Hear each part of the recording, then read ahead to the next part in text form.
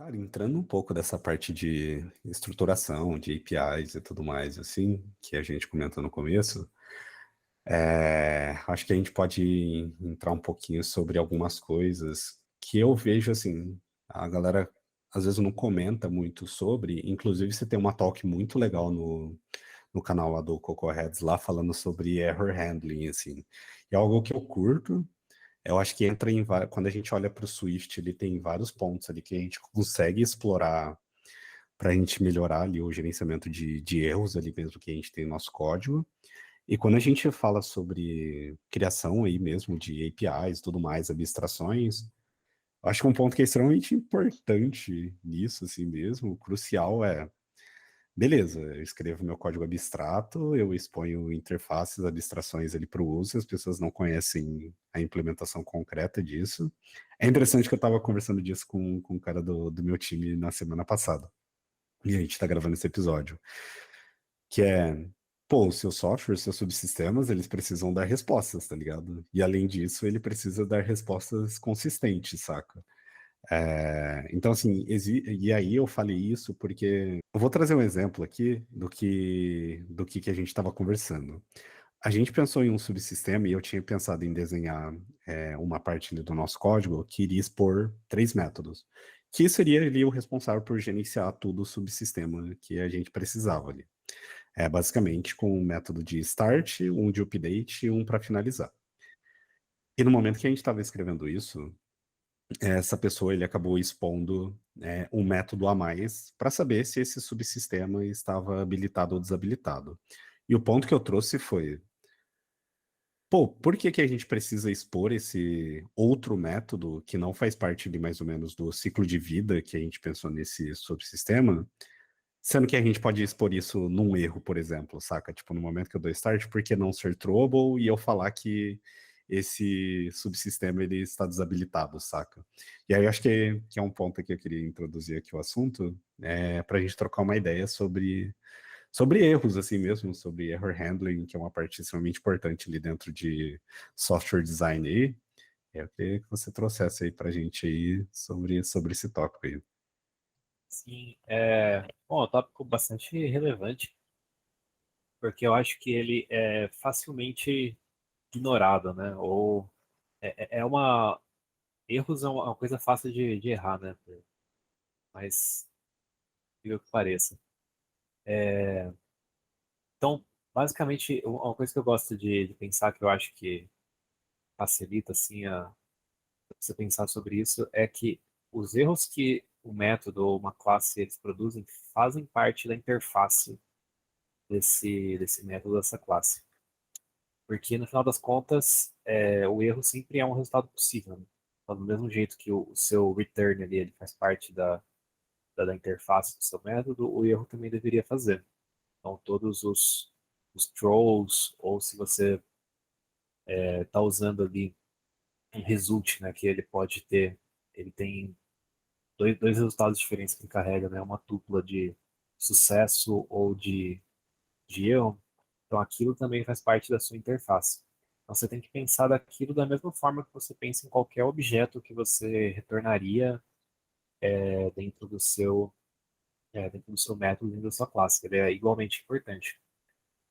E também você gerenciar esses erros gera uma complexidade muito grande no seu código. Então, por isso que eu acho que é tão importante você ter um carinho especial ali na hora de você pensar nisso, porque o erro que você vai gerar numa classe, depois você vai ter que lidar com ele em algum outro lugar. Então, Exato, exato. sempre vale a pena você ter um carinho especial em você tipar os erros para você poder, por exemplo, fazer logs deles, ou você ter um fluxo mesmo de recuperação daquele erro, baseado no tipo de erro que deu. Então, por exemplo, se você gerou um erro de network, você pode tentar dar um retry.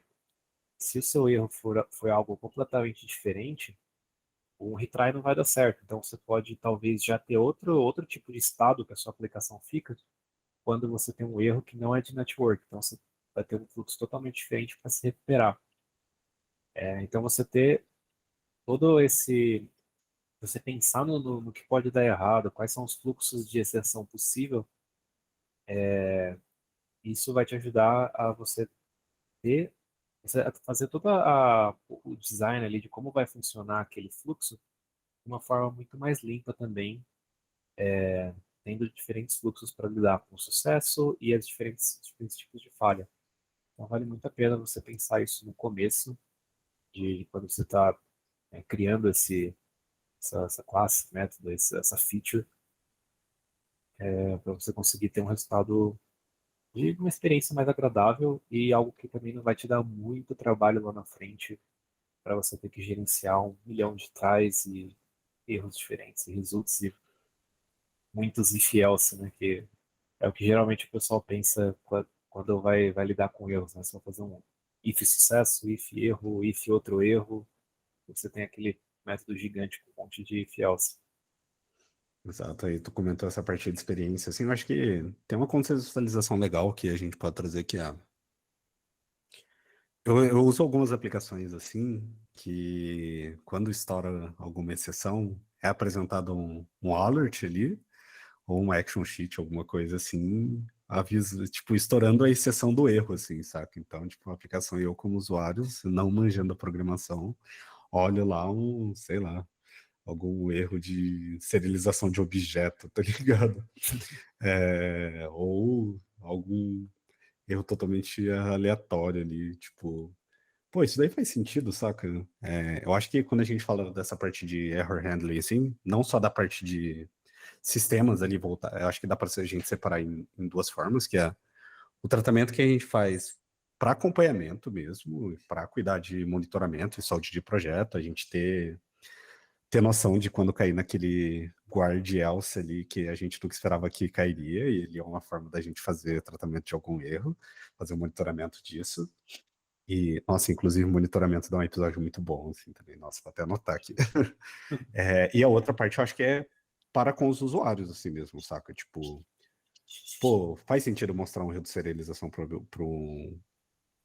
usuário? Ou claramente não, né? Então eu poderia ter ali um tratamento no meu result ali, que eu verificaria qual é o tipo de erro que ele retornou e eu poderia tratar isso. E assim, isso para vários exemplos.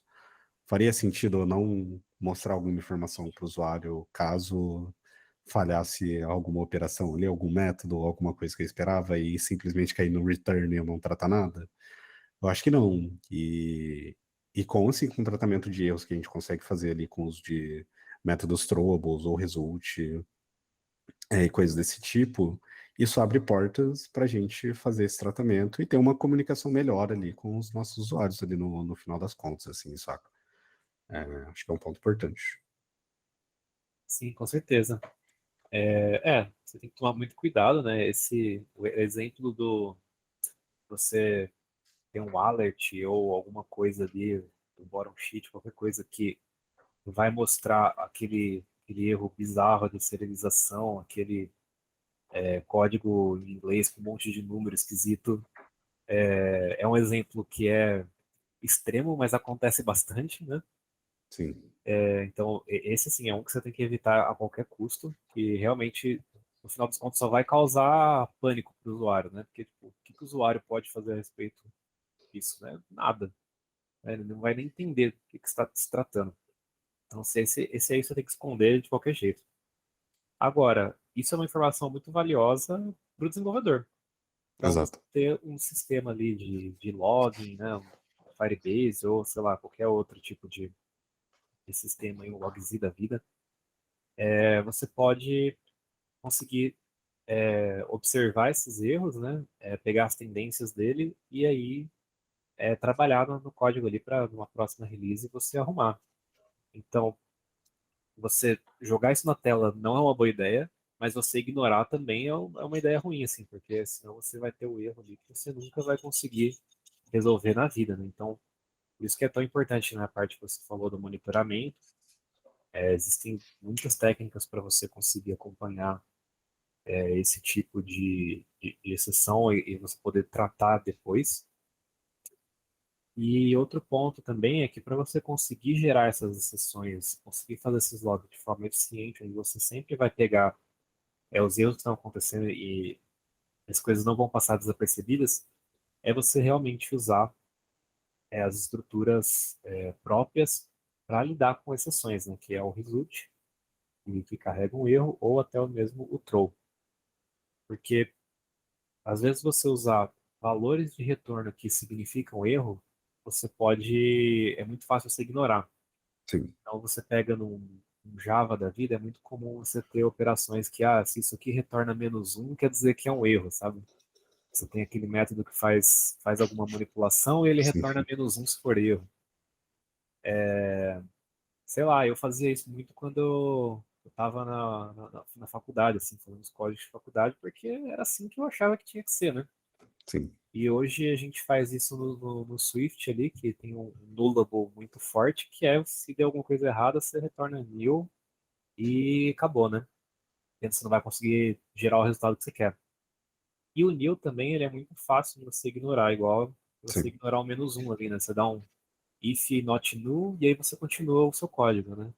Se deu errado, aí você faz um if let e você retorna se não cair ali no...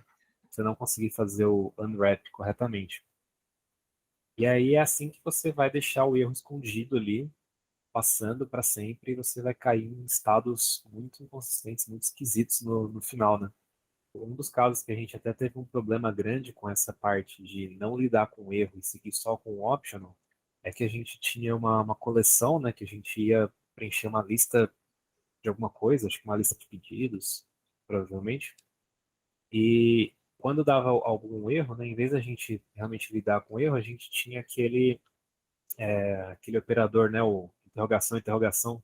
sim, sim, Se vier nulo, você coloca esse valor, né, o valor default quando vem nulo. A gente colocava um array vazio.